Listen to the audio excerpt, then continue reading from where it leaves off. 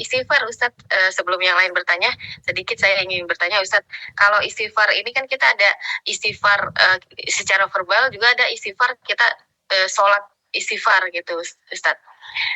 Bentar, kalau sholat kita sedikit punya kesalahan, misalnya menghukum diri kita sendiri untuk beristighfar itu Ustadz. Itu kalau sering-sering misalnya kita melakukannya dengan sholat istighfar gitu, dan kita tuh menganggap diri kita sendiri merasa, oh sholat istighfar itu udah menurut saya ini yang tepat untuk saya gitu. Apakah kita bisa menentukan ketepatan untuk istighfar itu dari diri kita sendiri, atau memang kita benar-benar harus tahu ilmunya istighfar yang seperti apa yang sebenarnya harus kita jalankan gitu Ustaz? Iya. Terima kasih. Terima kasih, pertanyaan cukup bagus ya. Sering saya singgung bahwa seringkali bahwa zikir itu zikir apapun secara mutlak, semua zikir, mau zikir istighfar, mau sholawat, mau tasbih, mau hawala, hawqala, apa saja semua zikir itu ada 3 tingkatan. Ada lisani, itu verbal, di lisan saja diucapkan, ada suara, ada kata-kata, ada huruf, ada qalbi, yaitu ada pengetahuan di situ. Qalbi adalah isinya pengetahuan yang benar, yang mendalam. Kemudian amali, amal perbuatan. Sebagaimana zikir yang lain, zikir istighfar pun perlu memenuhi 3 tahapan. Verbal atau lisani, qalbi di hati, pengetahuan, dan amali amal perbuatan. Itu penting, tanpa kecuali zikir apapun. Itu yang pertama. Yang kedua, bahwa tadi saya katakan bahwa menilai itu tidak mudah. Ketika menilai adanya keyakinan pada diri kita, nah dengan perasaan atau dengan pengetahuan. Dengan perasaan, ya kita merasa oh sudah yakin, sudah Allah ampuni, ya perasaan. Dengan keyakinan belum tentu, ya. Dengan pengetahuan dan penelitian belum tentu seperti itu. Jadi jangan ikuti perasaan kalau tidak ada pengetahuan. Karena itu untuk menilai apapun dan siapapun, termasuk menilai diri kita, apakah sudah sampai ke tingkat diampuni Allah atau tidak, dengan ilmu pengetahuan. Sehingga nanti pada tempatnya keyakinan tersebut akan mendatangkan ketenangan, ketentraman. Tapi jangan juga kita ragu terus, maka perlu ilmu pengetahuan. Nah, kalau kita ragu terkait masa istighfar di sini Allah ampun atau tidak, kita timbulnya suudzon pada Allah. Allah Maha Pengampun. Harus ada keyakinan, tapi dengan pengetahuan. Jadi dari satu sisi kita harus punya ilmu untuk mencapai keyakinan istighfar kita Allah terima. Harus punya ilmu.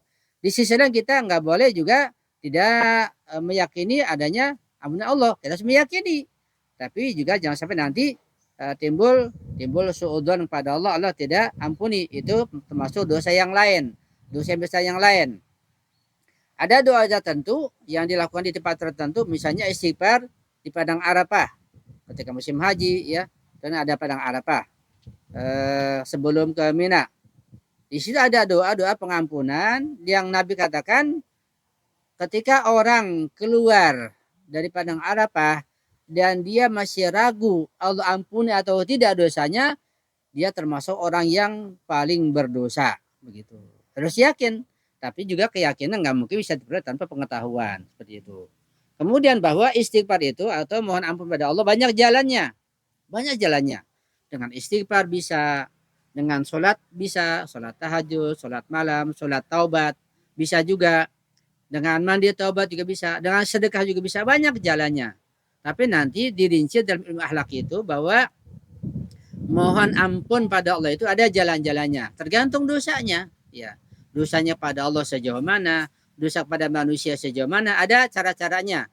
Jadi tidak mudah atau tidak sesederhana yang kita gambarkan. Ada aturannya, sehingga betul-betul kalau dilaksanakan aturan itu akan diampuni oleh Allah. Begitu. Sebesar apapun ada jalannya, ada doanya.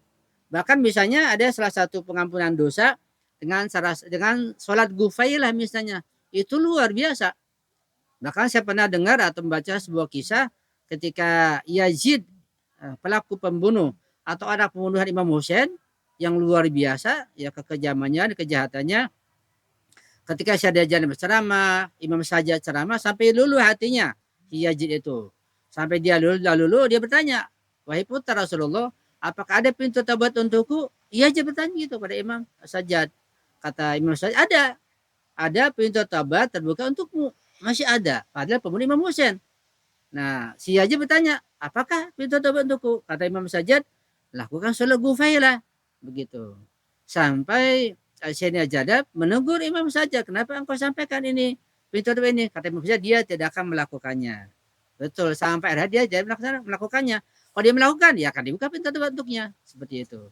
Kenapa beliau nggak melakukannya? Itu ada pembahasan tersendiri. Bahkan iblis yang dosanya sudah luar biasa, ya kesalahannya karena menggoda umat manusia, walaupun awalnya dosanya kecil atau dosanya ringan, tidak setuju pada Adam, masih ada pintu taubat untuknya. Sampai ketika Nabi Musa bertanya pada Allah, ya Allah, apakah tidak ada pintu taubat untuk iblis? Kata Allah, ada pintu taubat untuk iblis. Apa ya Allah? Pintu taubat buat dia adalah dia datang ke makam atau kuburan Nabi Adam, dia menghormat. Itu cara bertaubatnya begitu. Taubatnya ada caranya. Tidak semua taubat itu kita laksanakan dengan seenaknya kita. Ada caranya.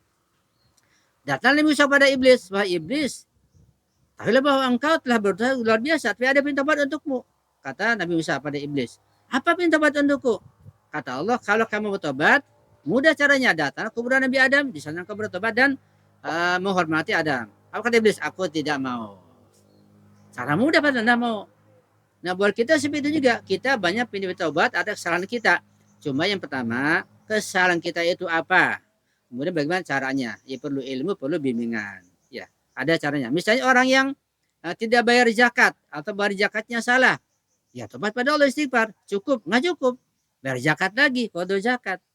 Orang kaya dulu ketika sunni, dia nggak pernah bayar humus. Sekarang dia siap kenal humus. Gimana tobatnya? Ya bayar humus sekarang ini. Nah dulu kan nggak bayar.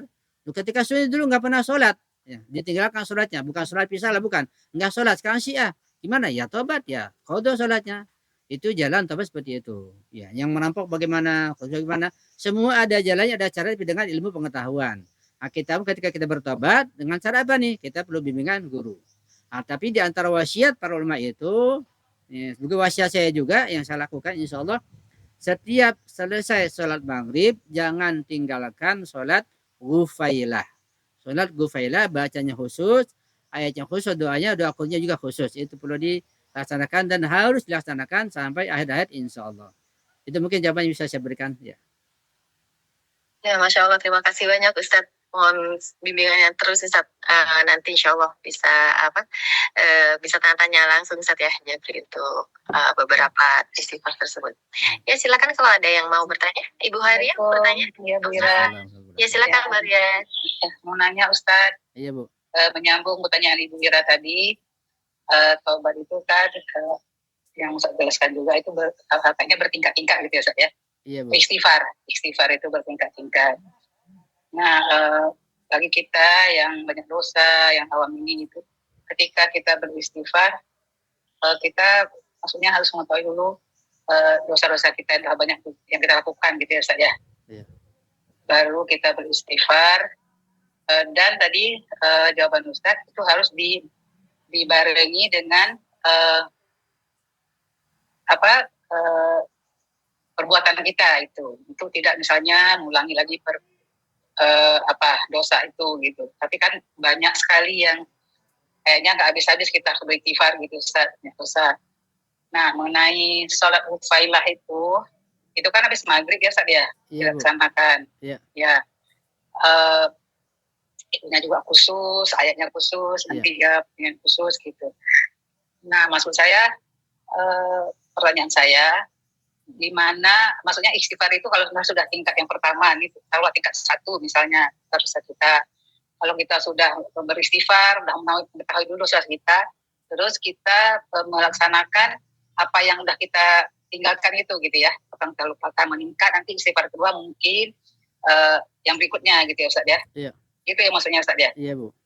Ya, nah itu tadi satu, gimana caranya supaya kita terus dalam kesadaran itu maksud saya pertanyaannya, selalu bisa mengingat itu dosa-dosa itu gitu, bisa menginikan nafsu kita tahu dosa itu apa gitu. Kadang kita beristighfar tapi nggak sadar dosa kita itu banyak gitu Ustaz. Iya, tingkatan-tingkatan itu. Iya, Bu. Nah pertanyaan kedua tadi mengenai isma itu Ustaz. Isma itu kan dengan ikhtiari ya untuk kita yang awam. Kalau para maksum itu juga walaupun Allah jaga, tapi mereka tetap melaksanakan istighfar itu sampai maksimal gitu ya. Iya, Bu. Ya. Nah, maksud saya kita yang awam ini melakukan apa itu namanya isma itu ya mulai dengan istighfar tadi, Ustaz. Mohon penjelasannya, Ustaz. Iya, Bu. Iya. Tentang istighfar itu memang banyak pembahasan sih.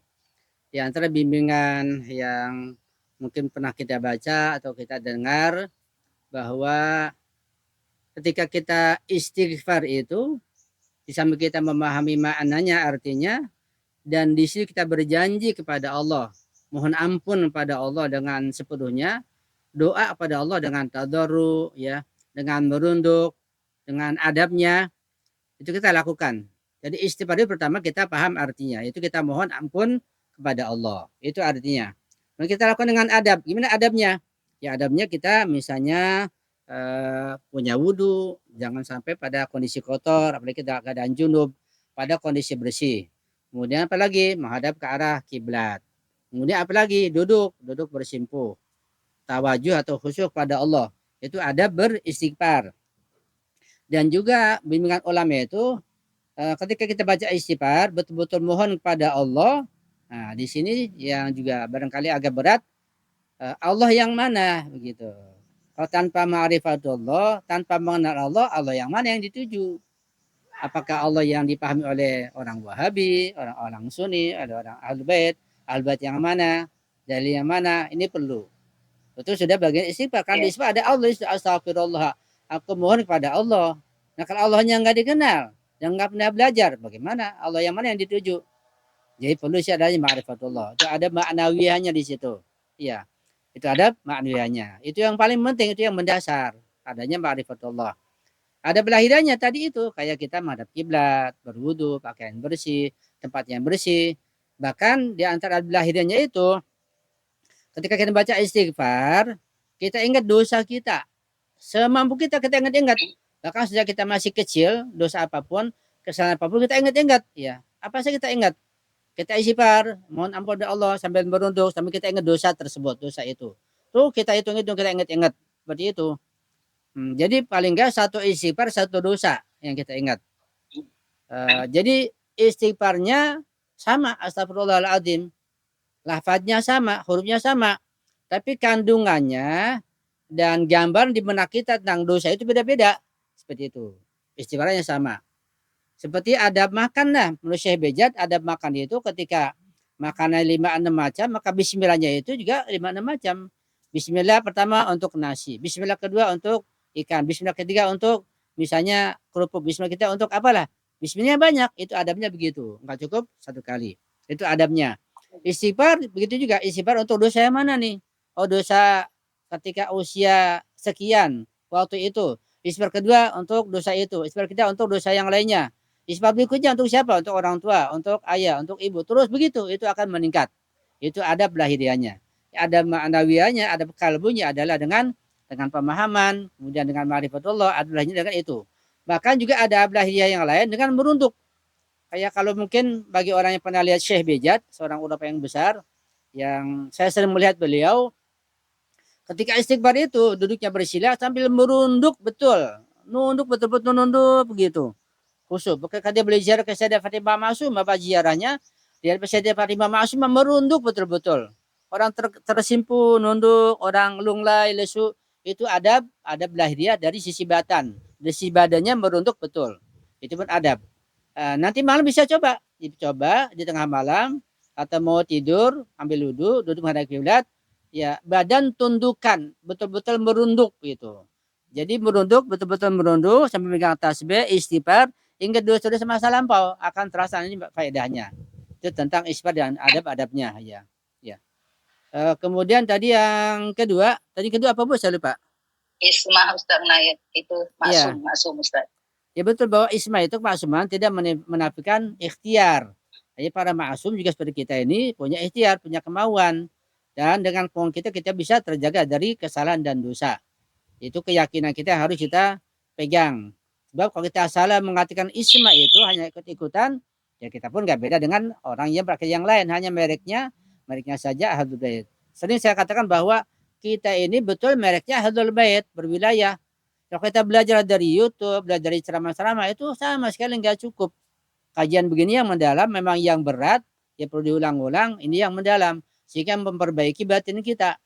Sebab memperbaiki batin, akidah sangat sulit sekali. Sangat sulit. Jadi ibu nggak bisa melihat lahiriah siapapun. Ibu mungkin melihat lahiriah saya enak. Oh, Ustaz merujuk jadi ustaz, baca doa, ngajar. Lahiriahnya kelihatan. Kalau batiniahnya saya salah sedikit saja, di batin orang nggak lihat. Orang aja pakai lahiriah, pakai kopiah, sholat, jalan, nggak minum khamar, nggak berzina, nggak judi. Lahiriahnya. Tapi di hati batiniahnya bisa mengandung kemusyrikan, bisa sujud pada Allah tanpa ilmu. Itu berat. Cuma kita nggak boleh suudzon tentunya. Sujon pada diri kita, pada orang lain, pada Allah terusnya juga nggak boleh. Ya, tapi itu sangat berat. Ya, itu perlu pengetahuan. Karena itu untuk menilai siapapun termasuk diri kita harus dengan ilmu pengetahuan sampai pada keyakinan. Istighfar kita dengan kita mempelajari perlahan-lahan bertahap sampai pada tingkatan yang tidak ada batasnya. Karena Nabi pun istighfar. Ya, istighfar itu lautan yang tidak bertepi. Ya, karena Allah tidak bertepi, Allah rahmatnya, kekuasaan nggak bertepi, masa istighfarnya pun tidak bertepi. Sampai nanti sampai pada tingkatan istighfar itu, istighfar dari nikmat Allah yang sangat banyak. Kan ada di surat Ijazah itu. Idza jaa nasrullahi wal fath. Wa ra'aitan nasa yadkhuluna fi dinillahi afwaja. Jadi dengan di masa nanti itu, juga di masa Fatu Makkah waktu itu, orang berbondong-bondong masuk Islam. Dan nanti orang berbondong masuk berwilayah, berbondong-bondong. Ini sudah kelihatan sekarang. Ya, ketika ini kenikmatan yang besar, kemenangan yang luar biasa, apa kata Allah? Fasabih, bertasbihlah. Fasabih bihamdi rabbika wastaghfir, istighfar. Jadi istighfar itu bukan bertobat, tapi istighfar itu ketika mencapai kemenangan. Ya, maka Nabi istighfar, imam masuk istighfar, rabar istighfar, bukan saja dosa, tapi mencapai kemenangan pun istighfar. Fasabih bihamdi rabbika wastaghfir innahu kana tawwaba. Itu sudah tingkatan yang tinggi ya. Nah, perlu dibahas dalam ilmu akhlak insyaallah. Mungkin itu yang bisa saya sampaikan Ibu. Ya, insyaallah. Syukur Ustaz. Ya, terima kasih Bu Heria untuk pertanyaannya. Silakan kalau ada yang mau bertanya lagi, langsung saja dibuka mic-nya. Assalamualaikum Ustaz. Waalaikumsalam warahmatullahi Ya, wabarakatuh. silakan Bu Indri. Pertanyaannya mungkin agak aneh, tapi saya mau tanya. Ya, apa, Bu? Kadang kalau kita doa di kunut sama sujud, itu saya kadang-kadang istighfar juga di kunut, itu apa diperbolehkan Ustaz? Iya, jawabannya adalah sangat diperbolehkan. Ya, sangat dianjurkan. Di kunut Di waktu kunut kita kan ketika selalu sujud iya. ya. Terus di sujud saya doakan untuk Robi Hamma Kamawawalnya apa pokoknya yang untuk orang tua saya Iya. lupa, tapi waktu sholat saya ingat, bahkan saya memang kunut kadang-kadang saya lupa, tapi begitu saya Allahumma sholli ala Muhammad langsung ingat. Nah di situ saya mumpung belum lupa, terus saya memohon ke Allah di kunut atau di sujud mana yang lebih baik Ustaz? Iya, dua-duanya baik Bu. Oh, di kunut juga bagus, di sujud juga bagus, baca istighfar, mohon ampun dosa kita, dosa orang tua, dosa yang lain. Itu sangat bagus. Di kunut juga boleh, di sujud juga bagus. Bahkan ada doa khusus ketika sujud itu.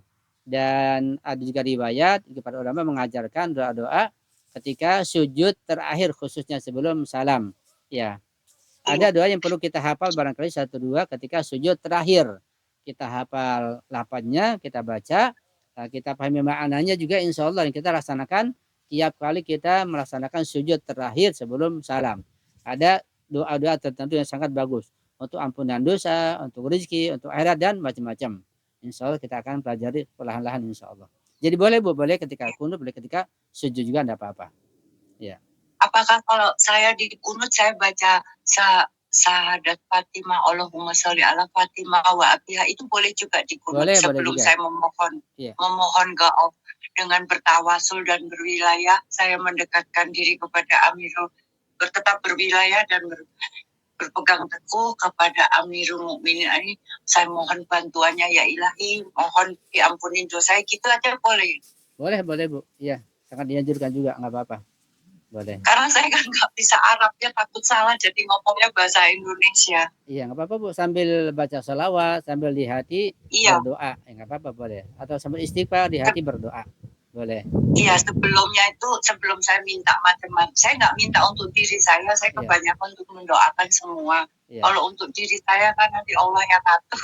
Cuman Iya. saya mendoakan gitu, sebelumnya Iya. saya awalin salawat Iya. Ibu Fatimah, terus Imam Hussein, terus Imam Mahdi, baru saya minta ke Allah gitu, terus ditutup salawat lagi, baik Iya. di kunut sama di sujud terakhir. Menurut Ustadz bagaimana yang terbaik? Ketika sujud lebih bagus Bu, untuk ungkapan doa yang panjang itu. Iya. Jadi kalau kita Iya, mau sujud terakhir itu, sujudnya dipanjangkan semampu mungkin, nggak apa-apa, dibolehkan. Mau 5 menit, 10 menit, nggak apa-apa, diperbanyak doanya. Dibolehkan, nggak apa-apa. Alhamdulillah. Iya. Iya, terima kasih banyak Ustadz. Iya. Dan juga perlu kita paham ya bahwa doa yang berarti kerentek hati, gerakan hati itu bisa ikut campur di lisan, bahkan di perbuatan. Ya, itu doa dalam artian kerentek hati, gerakan hati.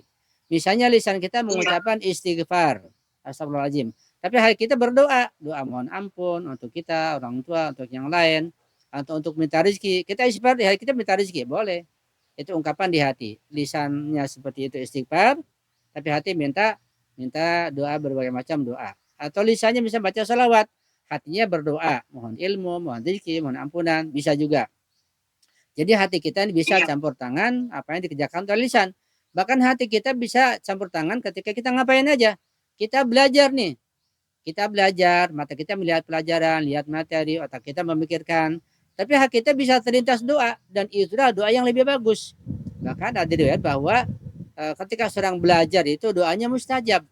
Bukan lagi belajar kemudian dia berdoa, bukan. Ketika membaca atau menerima pelajaran, terlintas doa di hatinya. Mohon ampun, mohon rezeki, itu doa yang mustajab. Jadi doa itu bukan dibatasi dengan majlis doa. Itu bagus tentu pada tempatnya. Cuma tidak kita bisa membatasi doa hanya di majlis doa saja. Itu salah. Doa enggak terbatas. Doa ketika bekerja, ketika di mobil, ketika di dapur, ketika doa bisa rentek hati. Dan termasuk doa yang bagus ketika kita belajar ilmu pengetahuan, ketika mudzakarah ilmu. Itu termasuk doa yang bagus. Ketika sujud dan ketika perbuatan yang lain. Itu campur tangan hati terkait masalah doa dalam artian hubungan pada Allah, mohon pada Allah Subhanahu wa taala. Ya, itu Bu barangkali bisa saya sampaikan. Refleks itu kadang-kadang ya, kalau kita sudah kusut tuh kadang-kadang bahasa hati, kata-kata di hati itu refleks saya ngerasain. Belum saya omong, hati saya udah ngomong, jadi saya kayak orang bingung gitu. Iya Bu, betul Bu. Iya. Oh iya, terima kasih Ustaz. Iya Bu. Ya, terima kasih Bu Indri pertanyaannya. Ini Ustadz di chatroom ada pertanyaan dari Ibu Ririn Karimah. Salam Ustadz, Afwan mau tanya tata cara sholat gufailah bagaimana Ustadz? Silakan Ustadz. Iya, secara singkat sholatnya dilakukan setelah selesai sholat maghrib sebelum sholat isya. Yang kedua, sholatnya 2 rakaat seperti sholat subuh, 2 rakaat. Yang ketiga, setelah Al-Fatihah pada rakaat pertama, bacaannya itu wadzannun. Wadzannun yadhhabu ghadban fa dhanna an lan naqdir alaihi fa nada fi dhulumat, dan seterusnya. Kemudian pada rakaat kedua setelah Fatihah bacanya wa indahu mafatihul ghaib la ya'lamuha illahu, sampai seterusnya. Kemudian nanti kunut ada 2 khusus ya. Ini saya pernah mencatat, ada di file saya kirimkan insyaallah. Kalau dibahas agak panjang nanti. Jadi ada manfaatnya di situ, ada bacaan-bacanya, ada doanya secara khusus. Nanti akan saya kirimkan insyaallah ke Bu Ira ya insyaallah. Ya, dan bisa dilaksanakan. Dan ketika dilaksanakan insyaallah jangan lupa mendoakan saya, mendoakan yang lain sehingga lebih makbul doanya insyaallah. Ya. Ya, insyaallah Ustaz. Saya tunggu Ustaz untuk share-nya mengenai sholat, doa, gufailah. Iya, Bu. Nanti akan saya share di grup ya Ibu ya, insyaallah. Ibu Ririn nanti bersabar ya, insyaallah nanti kalau saya sudah dapat baru di-share. Ini ada pertanyaan dari Ibu Sarah, Ustadz. Salam Ustadz, maaf mau bertanya, apakah boleh jika kita melakukan sholat tobat dirutinkan, misalnya setiap malam? Iya, kalau bisa sangat bagus. Bahkan taubat itu juga merupakan gerakan hati. Jadi taubat gerakan hati itu bukan sekedar taubat dari dosa, bahkan itu untuk mendekatkan hubungan kepada Allah. Ya, semakin orang banyak taubatnya dengan pengetahuan tentunya, maka hubungan pada Allah semakin dekat di hati terlintas. Itu bahkan kalau para ma'asumin setiap saat kapan lepas dari hubungan pada Allah, ada taubat di situ. Nah, dengan sholat juga sangat bagus setiap malam sebelum tidur, sangat bagus sekali. Itu sangat dibolehkan. Bahkan kalau kita bisa setiap mandi niat mandi taubat sangat bagus.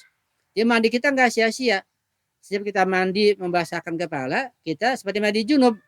Karena kita tidak junub, maka kita niati mandi tobat supaya kita mandi kita ada pahalanya.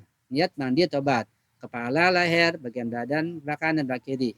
Jadi mandinya tidak sia-sia, ada niat mandi tobat. Sangat bagus insya Allah. Ya. Ya, terima kasih Ustadz atas jawabannya. Insya Allah menambah ilmu lagi untuk kita ya. Mudah-mudahan bisa dipahami ya Ibu Sarah dari Garut. Ya, silakan kalau ada lagi yang mau bertanya, langsung saja dimulai. Dibuka mic-nya. Ibu Gusna ya? Ya, Ibu Gusna silakan. Ya, kasih Bu Ira. Assalamualaikum Ustaz. Waalaikumsalam warahmatullahi wabarakatuh. Ini tentang nubuwah Ustaz. Ya. Tadi Ustaz bahwa kemaksuman para maksumin Nabi dan maksumin itu memang anugerah dari Tuhan atau keistimewaan dari Tuhan. Iya, Bu. Dan disertai dengan ikhtiar-ikhtiar dan tidak menutup kemungkinan juga untuk kita manusia biasa ya otomatis kan kita mengikuti maksumin Ustadz semampu kita. Nah, terkadang saya Ustadz dalam belajar ilmu irfan antara ilmu irfan dengan akhlak terus filsafat. Nah, kalau dalam ilmu filsafat atau ilmu irfan itu kan potensi-potensi yang diberikan kepada kita manusia. Kalau maksumin itu kan itu sudah maksudnya itu degradasi yang paling tinggi gitu loh Ustadz dari Tuhan. Yeah. Keistimewaan yang dimiliki oleh mereka karena mereka lah yang membimbing kita. Nah, kita sebagai manusia biasa yang saya pahami itu terkadang Ustadz bahwa dalam ilmu irfan itu kan bahwa semua potensi itu kan datangnya dari Tuhan. Baik potensi amarah, potensi nafsu. Nah, kalau potensi-potensi yang datang dari ilahiyah yang positif itu kan yang tentang nafsu ini, potensi nafsu ini Ustadz. Nah, disinilah kita sebagai manusia betul-betul kadang tidak mampu untuk melawan nafsu-nafsu itu Ustadz. Jadi kalau dalam ilmu irfan itu kan bahwa semua itu kan semua apa yang ada dalam alam ini adalah satu kesatuan dari Tuhan, adalah cahaya-cahaya Tuhan atau degradasi dari Tuhan, pancaran-pancaran dari Tuhan Ustadz. Termasuk diri kita ini keseluruhan adalah dari Tuhan. Nah, kalau pikiran negatif kita kan kadang kalau kita dikasih potensi nafsu yang secara manusiawi juga kita kadang tidak sanggup melawan diri kita itu Ustadz. Nah, itu dia Ustadz yang pertama. Nah, dihubungkan dengan kajian-kajian ma'rifat tentang bagaimana pensucian diri.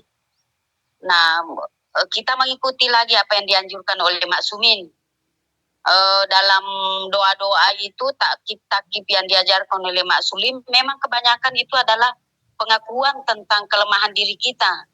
Bahwa kita ini fakir, miskin, tidak punya kekuatan untuk melawan semua itu Ustaz. Godaan iblis, godaan ini. Jadi pada titik paling terendah kita itu bahwa kita ini sudah diserahkan sepenuhnya lah sama Tuhan.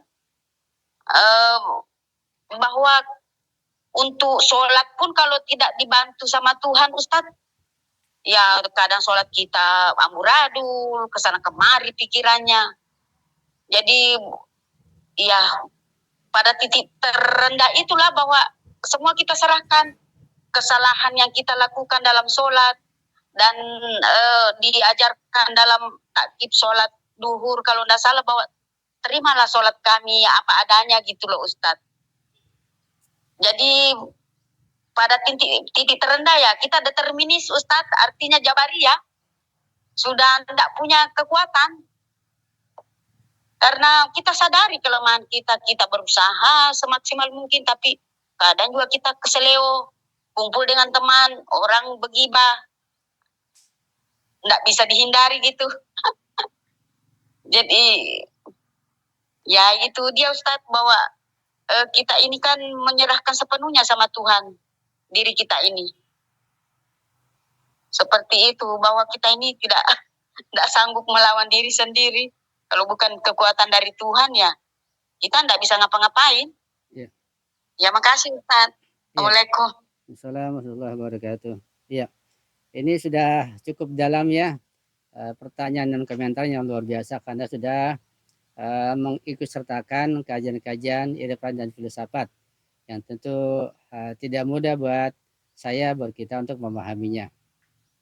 Dan kalau kita mengkaji tentang kajian-kajian irfan, kajian filsafat, ya tentang ciptaan Allah ini, maka kita akan pahami bahwa secara mendasar tidak ada apapun, tidak ada sesuatu pun, melainkan semua dari Allah. Jadi selain Allah, namanya makhluk Allah, berarti dari Allah. Itu global, sangat global.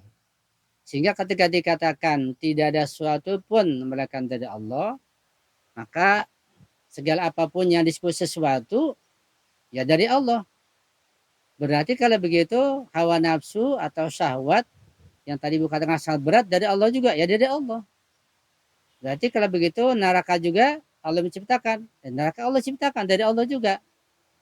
Berarti iblis juga Allah ciptakan dari Allah juga.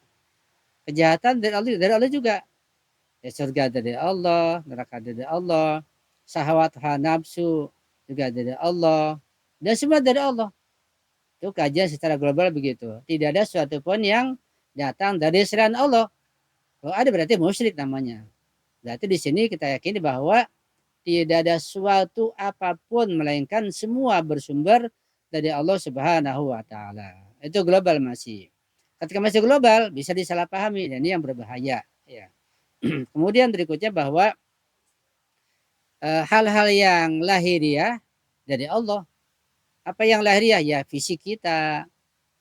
Fisik yang ada di depan kita ini ada meja, ada gelas, ada rumah, ada gunung, ada matahari, rembulan, semua yang kelihatan ini semua dari Allah. Yang sifatnya fisik.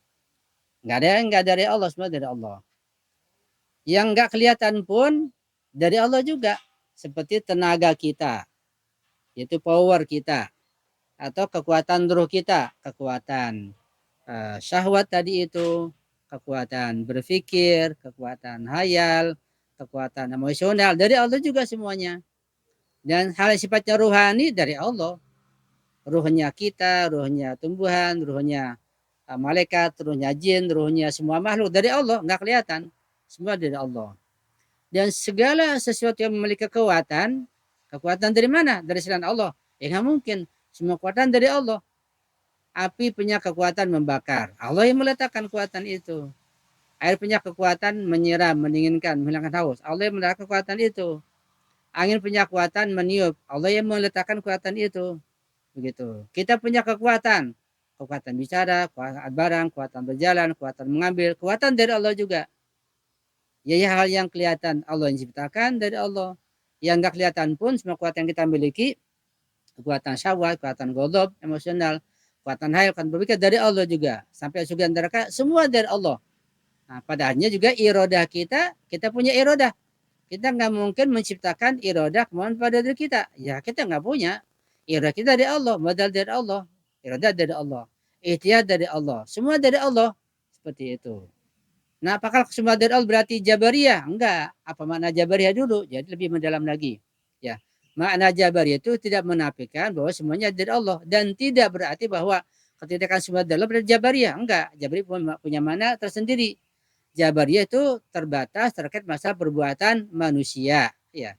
Jadi Jabariyah jangan dikaitkan dengan masalah ciptaan yang lain kayak matahari, rembulan, lautan, angin, api. Jangan dikaitkan ke sana. Makna Jabariyah dan akidah mana determinan itu khusus terkait dengan masalah perbuatan manusia. Itu khususnya. Itu yang perlu kita pelajari. Di situ saja dulu, jangan kemana-mana. Nah, sehingga kalau kita meluaskan Jabariyah pada hal yang lain, nanti bisa timbul salah paham. Dan itu akan membahayakan akidah kita. Jadi kita Jabari kita khusus pada perbuatan manusia saja. Begitu.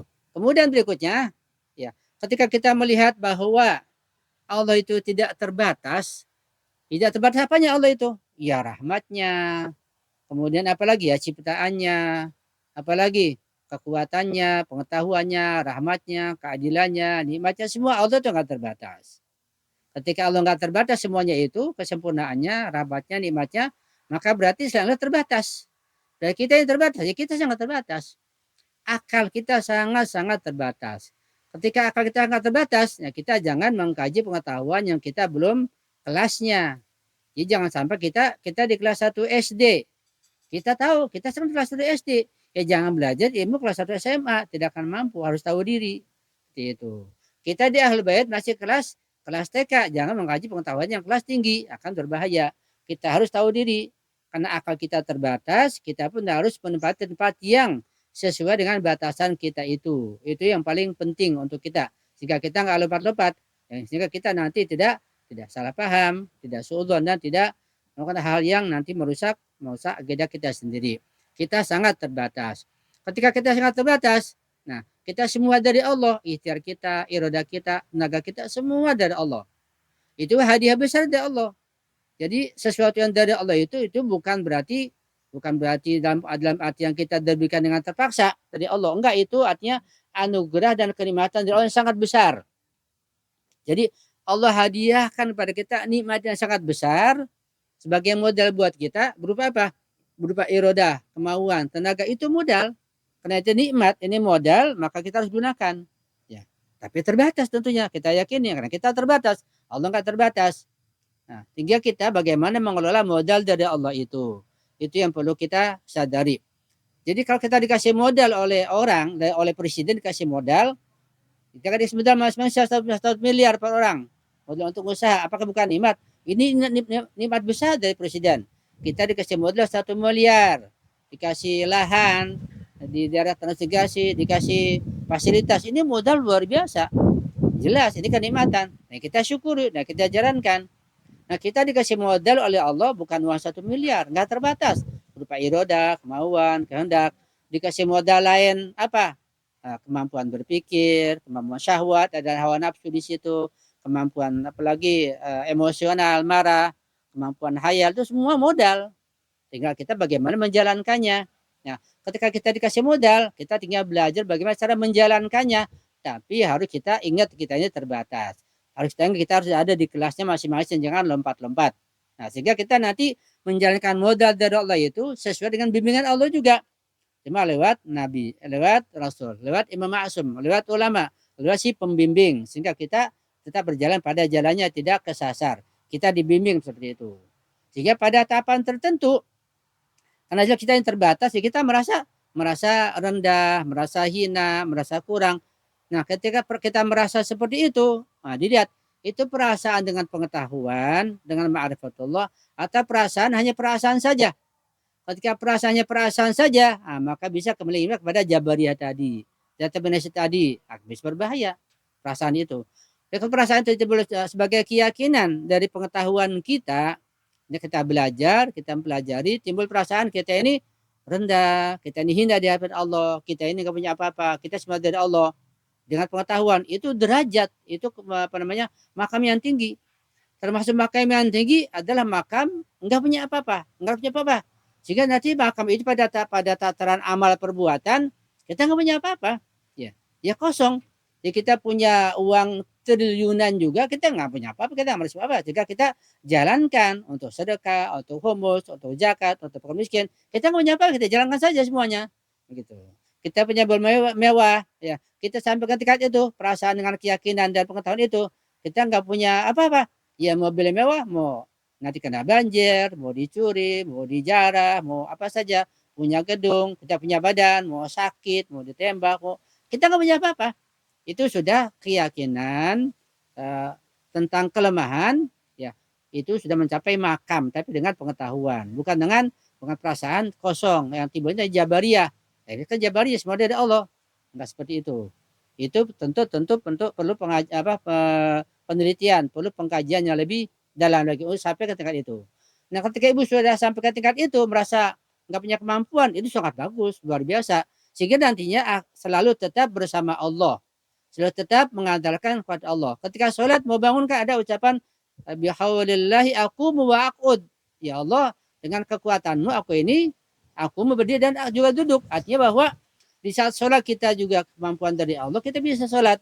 Di luar sholat kita kemampuan dari Allah, kita nggak punya apa-apa. Kita nggak bisa jalan, nggak bisa makan, nggak bisa bergerak, nggak bisa mengambil, nggak bisa melihat, nggak bisa mendengar, semua nggak bisa kita. Semua dari Allah. La haula wala quwata illa billah. Tapi dengan pengertian secara dengan jalan yang benar, bukan dengan perasaan yang akibatnya di jabariyah, akibatnya bingung sendiri.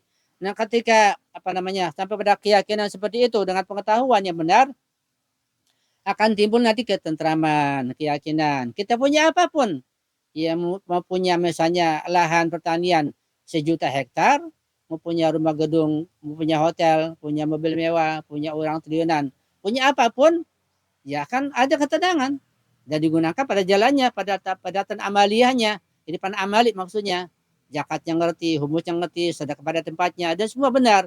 Itu irfan amali. Irfan teorinya di hati benar dan pengetahuan, irfan amalnya akhlak dan ilmunya juga atau fikihnya dengan benar. Itu mendatangkan ketentraman, keyakinan. Sehingga seperti Nabi Sulaiman kaya untuk rakyat. Sehingga kalau sekarang ini wali fakih, ya untuk rakyat, ya.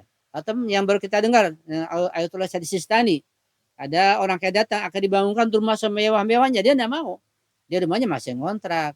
Ya. Imam Khomeini rumahnya ngontrak, Syebejat ngontrak, padahal mampu, padahal dikasih orang, tidak mau. Kenapa? Mereka sudah mencapai makam tersebut. Nah, kalau ada orang datang pada saya rezeki saya mau bangun rumah buat antum, gedung, mau nggak? Ya pasti saya mau, senang. Itu saya belum sampai ke tingkat itu, masih sangat berat sekali. Di depan amaliyah begitu, kita nggak punya apa-apa, kosong, tapi amaliyahnya ketika punya, kita merasa memiliki, hanya titipan juga kita serahkan, kita keluarkan, kita infakkan pada jalan Allah Subhanahu wa taala. Sangat berat sekali. Di perasaan itu sangat luar biasa ketika dia dengan pengetahuan yang benar dan pada tata amaliyah dipraktekkan. Tentu menuntut amaliyah fikihnya, fikih sedekah, fikih infak, fikih humus, fikih zakat, fikih macam-macam, sehingga nanti antara irfan nadhariyah atau teori dengan irfan amali jadi seimbang. Karena kita ketika kita hanya mengkaji irfan teori, ya kita di lisan saja. Setelah teori benar, Masya Allah bisa mengajarkan, bisa menjawab soal-soal, bisa ada perasaan, tapi amalinya, nah kalau masih ada hasud, masih ada suudzon, masih aku disingkirkan dari jabatan ketua yayasan, jadi ketua. Naudzubillah. Jadi irfan nadhariyahnya kemana? Irfan amalnya tidak seperti itu. Harus seimbang. Itu mungkin yang bisa saya sampaikan, Bu. Barangkali karena sangat dalam, sangat sulit juga buat saya. Ya, saya juga mendoa Ibu agar saya bisa istiqomah, karena fitnah ujian sangat berat sekali. Ujian dari luar, dari dalam diri kita, dari orang dekat kita, sangat berat sekali. Ya, mungkin semua selamat dari fitnah ujian yang kita tidak sangat berat untuk melawannya. Insya Allah kita mohon pada Allah agar selalu mohon diberikan kekuatan oleh Allah. Kita jangan lepaskan imam zaman selalu, ya sahibah zaman, setiap saat ketika merasa lemah, nggak kuat, kita sudah putus asa, kita nggak mau melawan nafsu kita, ya sahibah zaman jangan tinggalkan. Nanti akan datang kekuatan di situ. Karena perasaan yang nol itu ketika diimbang hanya sahibah zaman dengan pengetahuan akan datang kekuatan. Jadi kekuatan yang tinggi di sisi Allah, kekuatan ketika seorang merasa nggak punya apa-apa. Jadi dalam Islam, dalam Al-Quran, bahwa seseorang, ya seorang yang merasa betul-betul nol, nggak punya apa-apa terhadap Allah, dialah orang yang kuat. Nah, sebenarnya orang yang merasa kuat, merasa hebat, merasa mampu, tapi bukan Allah, itu orang yang paling lemah. Begitu Bu. Itu mungkin yang bisa saya sampaikan Ibu. Minta maaf. Ya, insya Allah bisa dipahami. Bagus. Nah, Masih ada Bu Ir tapi apa ini kan waktu, iya, bisa disimpan dulu Bu Gusna. Nanti Ya, kalau masih ada oke. waktu, karena di chatroom ada beberapa pertanyaan ya. Kita kasih kesempatan sama yang di chatroom dulu ya, Bu Gusna ya. Ini dari Ibu Sarah ada pertanyaan lagi, Ustadz. Apakah pertanyaan kedua, mana yang lebih utama ketika bangun malam, sholat malam atau sholat qadha, Ustadz? Ya, itu sudah jelas bimbingan para ulama. Kalau kita waktu untuk bayar qadha hanya bisanya pada malam hari, hanya di situ saja, maka ketika punya hutang itu lebih utama bayar hutang dulu, qadha dulu dibanding sholat malam. Ya, di situ. Tapi kalau yakin misalnya besok punya waktu untuk sholat qadha, yakin badan sehat, segar, usia masih muda, yakinlah dengan izin Allah kita sholat malam dulu nih qadhanya dengan izin Allah, mohon bantuannya besok, nggak apa-apa gitu. Lihat kondisi masing-masing. Kalau kita sudah tua, waktu nggak ada, punya hutang qadha sholat banyak sekali, utamakan qadha sholat dulu. Jadi kita nggak bisa mengatakan, yang utama qadha, pas malam belakangan. Enggak, yang utama sholat malam, qadha belakangan. Enggak begitu. Lihat kondisi masing-masing. Makanya sholat malam 40 rakaat, 40 rakaat. Nggak bisa, yang utama semuanya. Yang utama 2 saja. Nggak bisa. Tergantung kondisi masing-masing. Nah, terkait masalah amal-amalan sunnah di sini perlu ada bimbingan dari para Eropa. Karena itu kalau di hujah-hujah ilmiah, di pesantren Iran, pesantren klasik, di Najaf, di mana-mana itu ada ulama yang membimbing murid-muridnya, dikasih tahu ya, bagaimana cara melaksanakan sholatnya, belajarnya, puasanya, dan seterusnya ada bimbingan. Nah, kalau kita nggak ada bimbingan, ya kita banyak-banyak mengucapkan ya sahibah zaman mohon dibimbing sambil kita belajar fikih yang jangan berhenti. Insya Allah akan sampai juga seperti itu. Ya, jadi nggak bisa kita katakan enggak yang utama qadha, enggak yang utama sholat malam, nggak bisa begitu. Lihat kondisi ibu. Kalau kondisi ibu mampunya sholat qadha di situ, nggak ada waktunya lain ya sholat qadha, karena qadha lebih wajib ya daripada sholat sunat yang nilainya hanya sunat saja. Itu Bu barangkali yang bisa saya sampaikan. Ya, insya Allah bisa dipahami ya Ibu Syarah ya. Kemudian dari Ibu Ririn Karimah, Ustadz ini salam. Ada orang tua yang mengeluh di antara anak-anaknya, ada yang sangat menyusahkan mereka. Bahkan bertahun-tahun belum mau bekerja walaupun sudah 30 tahun masih bergantung kepada orang tua. Memang anak itu ada sedikit gangguan mental. Bagaimana cara taubat yang tepat agar anak mereka sehat lahir batin dan bisa mandiri dan dosa terampuni? Ya. Secara singkat bahwa sering saya katakan bahwa usaha untuk mencapai suatu tujuan, termasuk memperbaiki anak itu yang sangat sulit. Dan ini problem di mana-mana. Harus ada usaha lahiriah dan usaha batiniah. Usaha lahiriah, kita kasih nasihat, kita tanya orang yang pandai yang mengerti, makanannya makanan yang halal misalnya, kita nggak boleh marah, kita halus baik-baik. Itu usaha lahiriah seperti itu. Dan usaha batinnya jangan ditinggalkan. Tapi berdoa, ya berdoa, sholat tahajud, kita bersihkan hati kita, jangan suudzon. Termasuk ada sholat khusus untuk anak. Sholat khusus untuk anak itu yang Imam Ja'far Shadiq ajarkan. Dan doa ada Imam Sajjad. Ya. Jadi pada rakaat pertama baca Fatihah, kemudian surat Inna Anzalna. Rakaat kedua setelah Fatihah baca surat Inna A'tayna. Sholat niatnya khusus untuk kebaikan anak. Kemudian ada doa Imam Sajjad, doa yang nomor 21 kalau nggak salah. Itu doa khusus dari orang tua untuk anak. Ada sholat khusus dari orang tua untuk anak, ada sholat khusus untuk anak buat orang tuanya, ada gitu. Itu kedua-duanya Imam Ja'far Shadiq mengajarkan, dan ada doa dari Imam Sajjad secara khusus. Nanti saya carikan, insya Allah bisa saya kirim. Itu usaha batiniah. Dan terkadang berdasarkan hukum kausalitas, ya terkadang usaha lahiriah sudah maksimal, tidak juga melahirkan, tidak juga menghasilkan, tapi bisa jadi usaha batin dengan jalan doa, karena kita ikhtiar sungguh-sungguh, bisa menjadi ilat atau sebab yang dominan, yang bisa jadi ilatnya itu ilat lebih banyak begitu, sehingga akan mencapai suatu tujuan. Karena itu usaha kita adalah maksimal usaha lahiriah, juga maksimal usaha batiniah dalam berdoa, minta doa pada orang lain, dan seterusnya. Seperti itu insya Allah. Ya. Karena memang masalah ini masalah masalah bencana di seluruh dunia, baik musibah anak orang tua yang nggak benar, juga musibah orang tua ada anaknya yang tidak benar. Tapi semua itu adalah ketika dijalankan pada jalannya sesuai dengan bimbingan syariat, semua adalah kenikmatan, semua adalah pahala dari Allah. Di beban apapun, ujian apapun, itu ada nikmat dari Allah Subhanahu wa taala kalau kita mengerti. Karena kata Syekh Jadab, ma ra'aitu illa jamila. Musibah apapun hatta datang dari Yazid dan Muawiyah itu adalah jamil kalau kita paham, kalau kita mengerti. Musibah kita berupa penyakit, berupa kesengsaraan, kemiskinan, berupa anak yang nakal, nggak kerja, stres macam-macam, ya. Musibah istri atas suaminya, musibah pada istrinya, musibah anak, semuanya itu adalah jamil. Ma ra'aitu illa jamil kalau kita paham.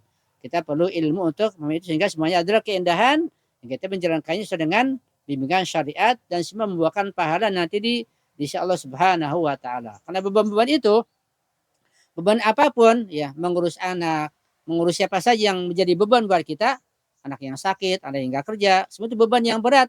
Nanti kalau kita paham betul, kita di akhirat ya, ingin kembali ke dunia, ingin lebih besar lagi ujiannya karena besarnya pahala insya Allah Subhanahu wa taala. Jadi ingat pahala insya Allah. Misal orang yang mengurus anak yang cacat lah katakanlah, ya, nah, dia nggak bisa bicara, dikasih makan, dia udah tua misalnya jadi beban, itulah hidayahnya. Ya, sekarang kalau misalnya diganti materi, mau nggak kamu ngurus orang tua cacat, orang tua sudah tua atau anak yang cacat, tapi dikasih gaji sehari 1 miliar, mau nggak? Ya sangat mau. Pastilah dengan senang, sambil bersiul, ngasih makannya, memandikannya, dielus, dinasihati, sambil bersiul, nggak susah. Kenapa? Karena gaji 1 miliar. Nah, gaji dari Allah itu nggak terbatas. Nah, kalau kita paham, kita jadi nggak sulit mengurus siapapun. Suami ngurus istri, istri ngurus suami, semua dengan taklif dan syariat dari Allah SWT kalau paham. Kalau nggak paham ya menggerutu. Aduh susah ngurus anak ini bandel. Kapan ujian selesai? Itu karena nggak ngerti, karena paham. Kita perlu ilmu juga. Itu mungkin gitu singkatnya barangkali secara global. Ya. Ya, terima kasih Ustadz. Insya Allah Bu Ririn, tadi saya sudah forward Ustadz, saya pernah share di grup Fikih Wanita untuk sholat untuk anak dan doa dari Imam As-Sajjad Ustadz. Iya, betul. Tapi kalau memang Ustadz ada referensi lain, bisa nanti dikirim ke saya Ustadz. Iya. Ada 2 riwayat ya Ustadz ya, ada yang 2 rakaat, ada yang dengan bacaan Al-Kausar, dan ada lagi dengan bacaan yang lain juga. Saya sudah forward di Ibu Ririn langsung. Iya. Kemudian ini ada pertanyaan dari Ibu Zahra Ustadz. Setelah sholat fardu, misal ba'da subuh dianjurkan ba'da subuh dianjurkan baca istighfar 70 kali. Pertanyaan saya, apakah di sana cuma lisan kita aja baca astagfirullahaladzim atau istighfar seperti apa? Pertanyaan kedua, bagaimana kalau istighfar kurang dari yang ditentukan? Misalnya karena suatu hal kita cuma baca 50 kali. Atau boleh nggak misalnya kita sambung lagi dalam waktu lain? Yang ketiga, bagaimana kalau kita baca doanya yang dianjurkan di Ahlul Bait tapi kita nggak ngerti artinya? Atau boleh nggak baca doanya artinya saja? Silakan Ustaz. Iya. Ini pertanyaan semua Ustaz. Ya, singkatnya bahwa dalam beramal ibadah itu harus kita perhatikan kualitasnya bukan kuantitasnya. Sering kita tergoda memperhatikan kuantitasnya, jumlahnya, banyaknya. Itu sering kita tergoda gitu. Karena Allah mengatakan ya, liyabluwakum ayyukum ahsanu amala, yang paling berkualitas amalnya. Jadi apapun harus kita utamakan kualitasnya, nilainya, bobotnya. Jangan jumlahnya, jangan kuantitasnya. Termasuk istighfar, memang ada riwayat Nabi istighfar 100 kali, 70 kali, ya. Itu untuk menunjukkan betapa banyaknya, bukan menunjukkan keterbatasan istighfar jumlahnya segitu, bukan. Untuk menunjukkan betapa Nabi yang sudah Nabi istighfar sangat banyak. Nah, kita pun dianjurkan istighfar sangat banyak, tapi harus juga memperhatikan kualitasnya, jangan hanya kuantitas saja. Sehingga istighfar 1 kali seperti salat 1 kali. Ya, kalau kita salat 1 kali dengan berwilayah, amal kita dengan wilayah, ilmu kita, ucapan kita juga berwilayah, salatnya tidak batro, baik pada tataran lisan, qalbi maupun amali, itu salat 1 kali nggak bisa disamakan dengan salat jutaan kali atau miliaran kali. Ya, dengan orang yang tidak berwilayah nggak bisa disamakan. Istighfar 1 kali yang ada ilmu di situ dengan istighfar lisani, qalbi dan amali nggak bisa disamakan dengan istighfar yang jutaan kali yang hanya di lisan saja. Nah, jadi istighfar kapanpun dimanapun, sekalipun sedikit sesuai kemampuan berapa kali saja, yang penting utamakan kualitasnya dengan ilmu pengetahuan dan di dalam perbuatan. Jadi ketika habis subuh berapa saja mampunya, nanti baca lagi nggak apa-apa, tapi utamakan kualitasnya, jangan mengejar kuantitasnya. Baca Quran bulan puasa kan kita ingin hatam terus, baca banyak, baca sekian jam, itu kan kita memperhatikan kuantitasnya, enggak kualitasnya. Enggak apa-apa baca 1 ayat, bahkan 1 kalimat enggak apa-apa, yang kita paham betul. Iya. Kita baca ayat Isma misalnya, 1 ayat saja kita paham betul, itu luar biasa. Itu mengalahkan orang yang ribuan kali hatam tapi enggak paham. Jadi perhatikan kualitasnya dengan ilmu dan bimbingan insya Allah. Itu mungkin yang bisa saya sampaikan. Iya. Ya, insya Allah bisa dipahami ya Ibu Zahra ya. Nanti kalau ada yang kurang-kurang paham untuk masalah sholat ini bisa japri ke saya, nanti bisa saya langsung forward ke Ustadz insya Allah. Ini sudah terdengar suara zuhur Ustadz, mungkin di Ustadz di situ sudah zuhurnya sudah ini Ustadz ya, karena kita beda waktu setengah jam ya Ustadz ya di situ ya. Iya, saya rasa cukup ya Ustadz ya, karena waktu juga sudah menunjukkan jam 12 kurang 5 di sini. Insya Allah semua yang Ustadz berikan sangat bermanfaat sekali untuk kita semua dan kita dapat bisa mengamalkan insya Allah. Silakan Ustadz ditutup dengan kesimpulan dan doa Ustadz. Iya, mudah-mudahan kami kita pelajari ini dapat kita pahami dengan baik, kita mengamalkannya. Sebagai bisa dikatakan sebagai tausiah saya atau wasiat saya, pertama mulai malam nanti itu lakukan sholat gufailah, jangan tinggalkan sampai akhir hayat. Sholat gufailah. Imam Khomeini sangat menganjurkan, juga ulama yang lain semuanya, agar kita melaksanakan sholat gufailah jangan ditinggalkan, sekalipun dalam perjalanan. Jadi yang pertama. Yang kedua, ya, ketika kita baca istighfar, usahakan dengan adab-adabnya, adab lahiriah, adab ma'nawi juga. Dan adab lahiriah dengan menghadap kiblat, dengan merunduk dan ingat dosa-dosa kita sejak kita masih kecil yang pernah kita lakukan sampai sekarang ini. Insya Allah akan hapus ya dengan istighfar tersebut, dan juga akan berikan jalan lain untuk kita bisa diampuni dosa kita itu. Terkadang pengampunan dosa dengan ada musibah, terkadang begitu. Apa musibahnya? Ya susah dapat kerjaan, kemiskinan, ya sakit, itu terkadang pengampunan di situ kita nggak paham. Nah, kita perlu bimbingan. Kita jangan bosan ucapkan ya sahibah jamal agar kita tidak mudah suudzon pada Allah, tidak mudah menggerutu. Apalagi orang mukmin dikit-dikit stres. Keimanannya di mana kalau ngomong stres terus? Itu sangat disayangkan ya. Dan kita harus belajar lebih banyak lagi. Istighfar kita harus lebih dalam lagi insya Allah. Dan istighfar lisani, qalbi dan amri. Juga salawatnya salawat lisani, salawat qalbi dan salawat amali. Juga subhanallahnya, juga yang lainnya semuanya lisani, qalbi dan amali. Yang ketiga, jangan lupa kita saling mendoakan. Jadi terus terang, saya terhadap istighfar itu setelah sekian kali saya ingat orang yang ngaji pada saya istighfarkan ya Allah ampuni mereka begitu. Jadi juga jangan lupa ibu-ibu juga, ikhwan akhwat juga istighfar, jangan lupa juga ingat saya juga, ampuni semuanya kita ini, dosa-dosa kita semuanya. Jangan lupa juga. Jadi ada timbal balik begitu. Sehingga kita semua bersama-sama menuju kesempurnaan dan kita jumpa nanti di telaga surga insyaallah ya rabbal alamin. Itu dari saya. Tentu banyak kekurangan, kesalahan, mohon dimaafkan, mohon dikoreksi dan perbaiki, dan mohon maaf selalu. Semoga semangat selalu. Saya pun usahakan bisa terus semangat, terus sehat, terus kita mengkaji sampai pada akhir titik yang disediakan Allah berikan kemaslahatan insyaallah. Sekali lagi mohon maaf, mohon selalu saya akhiri. Wassalamualaikum warahmatullahi wabarakatuh. Waalaikumsalam warahmatullahi wabarakatuh. Terima kasih Pak Ustadz, terima kasih Bu Ira. Iya, sama-sama. Terima kasih Ustadz.